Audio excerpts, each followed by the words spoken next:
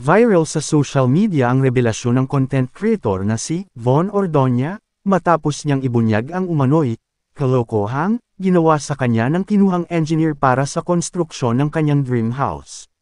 Ayon sa kanyang video, hindi raw akalain ni Ordoña na ang ipinagkatiwala niyang construction fund para sa pagpapatayo ng kanyang bahay ay mauuwi sa wala matapos daw itong gamitin muna ng engineer sa casino.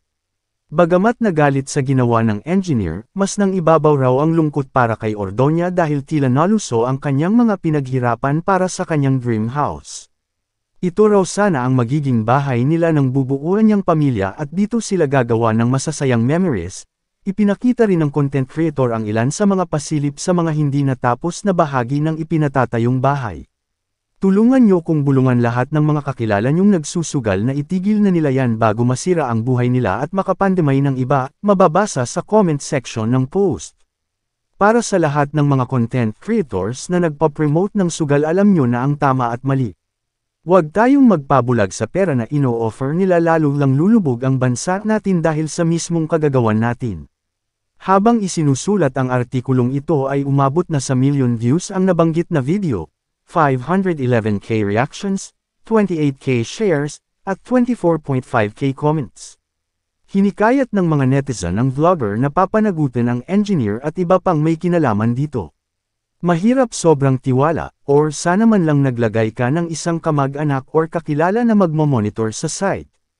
Hard lesson ta, sobrang lala niyan, kasuhan nyo ng mabaon lalo. Sugarol ako at social media influencer din, kahit kailan hindi ako nag-endorse ng kahit anong sugal kasi may social responsibility ako sa 1 million follower ko.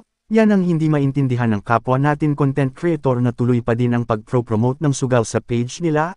Tatagan mo pa boss, obstacle lang din ng buhay yan pinagdadaanan mo ngayon, tuloy lang ang laban boss. Gambling is a sickness same as drinking or being an alcoholic. They need therapy. Parang drug addiction lang din yan. When our house was being built, I remember my mother would go to the site every day.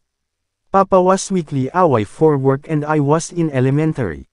Just imagine, kahit daily si Mama andan, nawawala mga bags ng cement, bags of nails, kulang some pipes etc. The contractor would come but not stick around for the whole day due to other projects. I am so sorry to learn of what happened. Hope maayos yan at managot ang dapat. Grabe na ngayon, talagang mapapasabi ka na lang ng ibang-iba na talaga ang mundong ginagalawan natin ngayon.